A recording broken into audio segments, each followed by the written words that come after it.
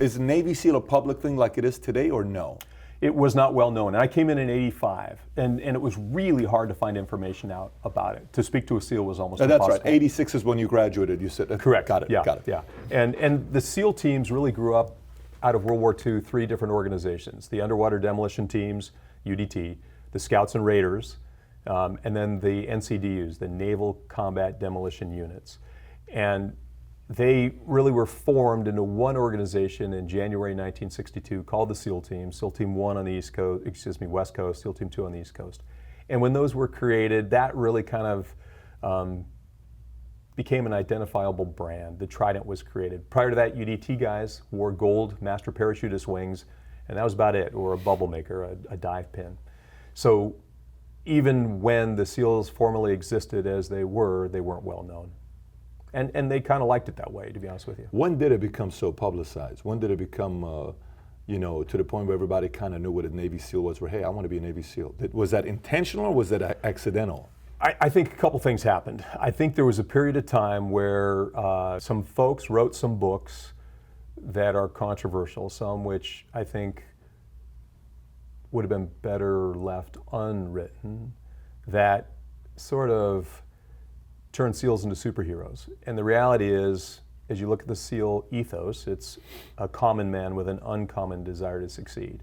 So as you look at some of these books, they may talk a little bit about things, largely they're accurate, but they do talk about certain things in a way that makes it sound like they're Jason Bourne meets, The Rock, right?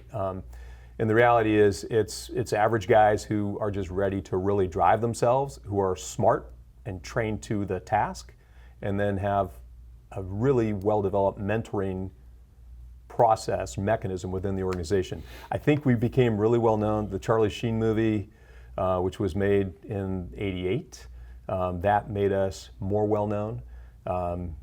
I think a lot of the books, Rogue Warrior and others, kind of glamorized the SEALs in a bit of a way.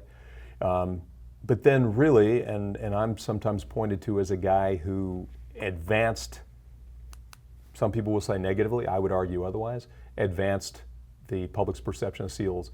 We had never filled a class in our history, back to World War II. There had never been a UDT or a BUDS, basic underwater demolition and SEAL training class that was full to capacity.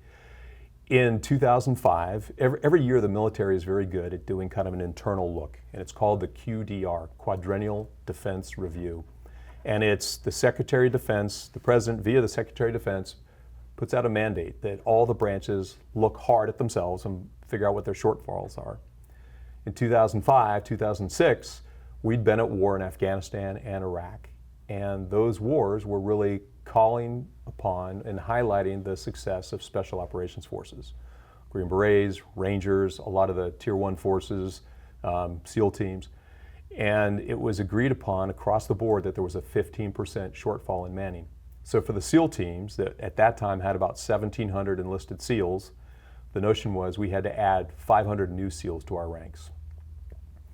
If you've ever been to a dry cleaners and you've seen that triangle on the wall where it says cheap, fast, good, pick 2, you can't have it all, we sort of face something similar.